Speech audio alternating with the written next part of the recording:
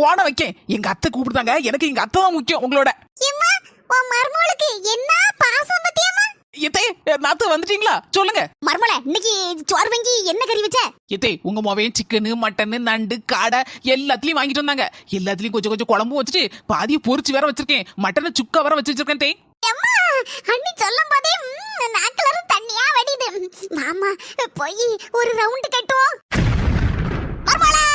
மர்மோள ஆட்டையும் கண்ணல கோழியும் கண்ணல வெறும் ரசம் மட்டும் தான் இருக்கு. மீதி பாத்திரம் எல்லாம் கழுவி கமத்தி இருக்கு. எத்தே உங்க ரெண்டு பேருக்கும் கொழுப்பு அதிகமா இருக்குன்னு டாக்டர் சொல்லி இருக்காருல. தே இல்ல நாத்து கொழுப்புன்னு அந்த கொலஸ்ட்ரால சொன்னேன்.